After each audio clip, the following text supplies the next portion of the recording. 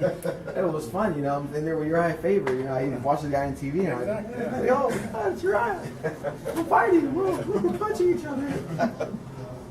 That was fun. You really starstruck by Urijah? Huh? You starstruck by Urijah in some sort of weird sense? I mean, he was one of my favorite fighters growing up. You know, when I was in high school, I used to watch him on WC all the time. You know, he was very explosive, very quick. You know, I like to watch all of his fights. So being in there, I was kind of like. You idolize him a little bit? Idolize. I said a little bit. Respect him a little bit. I'm a fan. I'm a fan of Urijah, you know, and you know, just being in there with him was kind of like. I couldn't help but to like kind of smile and laugh and giggle a little bit. I was kind of happy. It was like even when he was on top of me, oh man, look, Urijah's on top of me throwing elbows.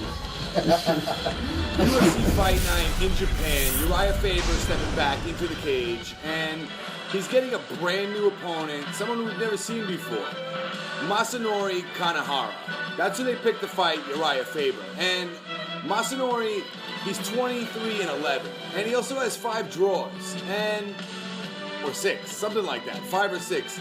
And he went on a win streak as of late, and he fights for Deep. He fights for Deep, which is an Asian fighting circuit. And he went on a win streak of 6 in a row, and that's the best win streak he's been on in quite some time. But in his last fight, he actually lost due to a disqualification in the first round. And he's taking on Faber. And Faber's ranked #1 in the UFC. You know, it's just kind of weird that he's fighting somebody that you never heard of. So, it's just weird.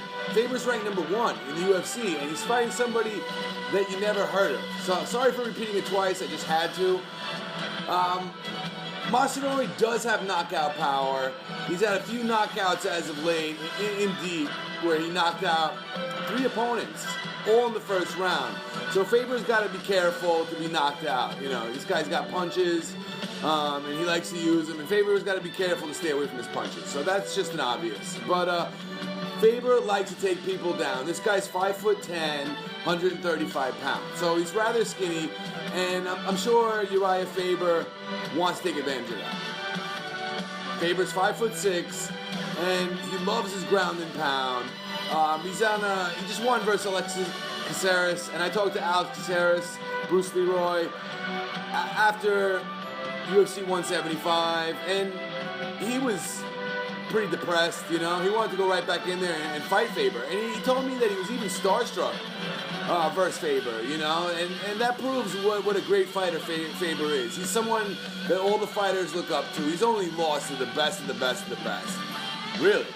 You know, Dominic Cruz, Renan Barão, and Jose Aldo, as of late, you know, in the last few years, are the only ones who are able to get Faber, and they're the best of the best. So nobody sees Masanori Kanehara getting in the way of Urijah Faber. Faber's going to go in there and steamroll. And I'm with everybody else. I'm with the consensus.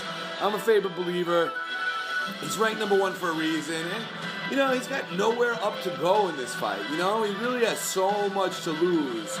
And Masanori has so much to gain here. Just being in the cage with Faber, you know, is a blessing for Kanehara.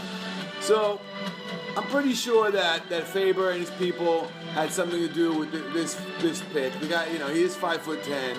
Faber does like to fight taller, lankier opponents. And he's got one coming to him September 20th in Saitama Super Arena in Japan. So, Faber all the way on this one. This one's pretty much straightforward. We will be in shock.